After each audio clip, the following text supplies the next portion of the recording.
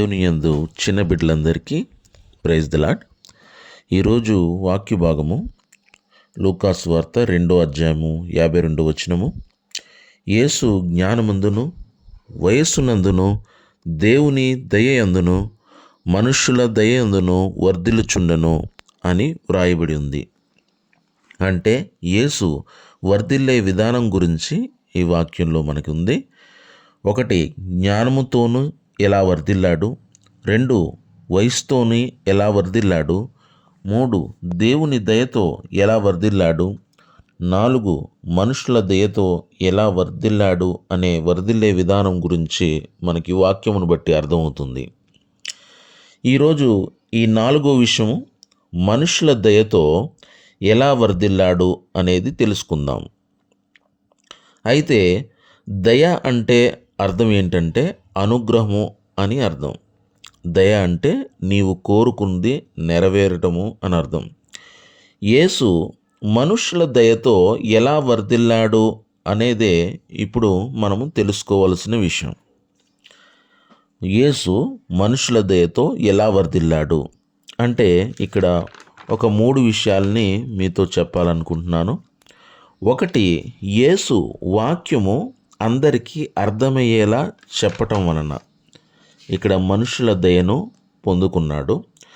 2, ఆకలితో ఉన్న వారికి ఆహారం పెట్టడం వలన యేసు మనుషుల దయను పొందుకున్నాడు. 3, అనారోగ్యంతో ఉన్నవారిని ఆయన స్వస్థత పరచడం వలన యేసు మనుషుల దయను పొందుకున్నట్లుగా మనకి తెలుస్తుంది. మొట్టమొదటి విషయము, వాక్యము అర్థమయ్యేలా చెప్పటం వలన మనుషుల దయను ఎలా పొందుకున్నాడంటే, యేసు ఒకరోజు విశ్రాంతి దినమున ఆయన ఒక సమాజ మందిరంలోకి వెళ్తాడు.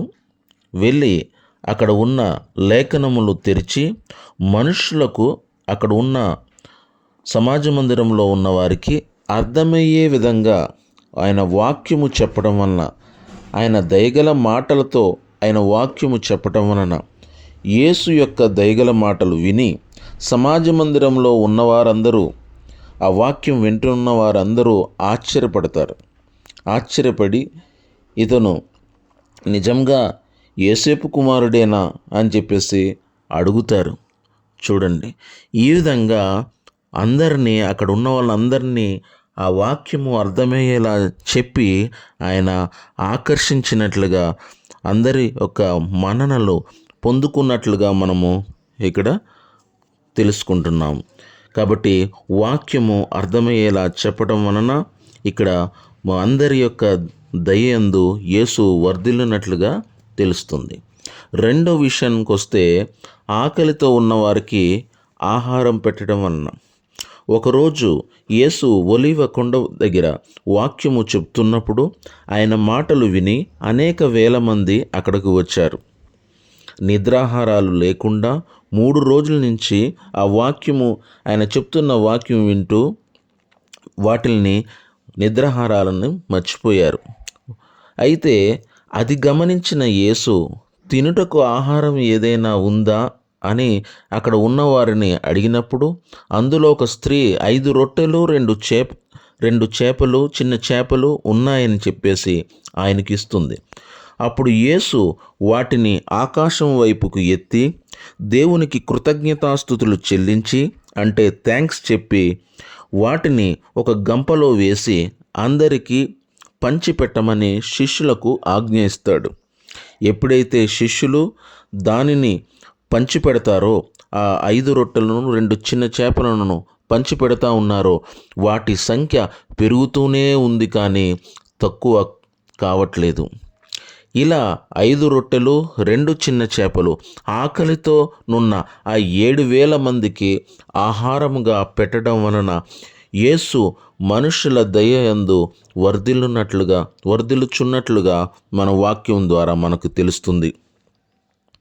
అంటే ఆకలితో ఉన్నవారికి ఆహారము పెట్టడం వలన ఇక్కడ యేసు వాళ్ళందరినీ ఈయన ఆకర్షించాడు.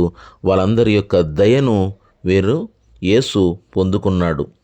3వ విషయానికి వస్తే, అస్వస్థతో ఉన్న వారికి స్వస్థత కలగజేయడం వలన, అంటే అనారోగ్యంతో ఉన్నవారికి ఈయన స్వస్థత కలగజేయడం వలన ఈయన మనుష్యుల దయను పొందుకున్నట్లుగా తెలుస్తుంది. యేసు అనేక చోట్లకి వెళ్ళినప్పుడు దయ్యములు పట్టిన వారికి దయ్యముల నుంచి విడిపించాడు. వాటిని గద్దించి వాళ్ళ నుంచి వారిని మామూలు మనుషులుగా తయారు చేశాడు. పక్షవాయు గల వారిని స్వస్థపరిచాడు, గ్రుడ్డి వారిని స్వస్థపరిచాడు, మూగవారిని స్వస్థపరిచాడు, చెవిటి వారిని స్వస్థపరిచాడు.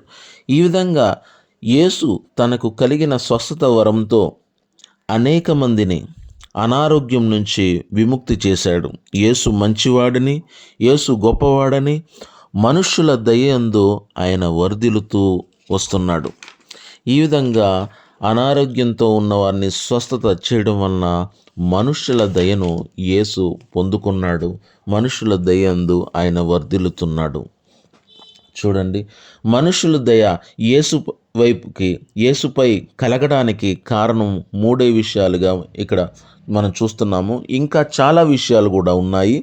అయితే ఈ 3 విషయాల్లో ఒకటి ఏంటంటే, వాక్యము అర్థమయ్యేలా చెప్పటం వలన అక్కడ మనుషుల దయను యేసు పొందుకున్నాడు.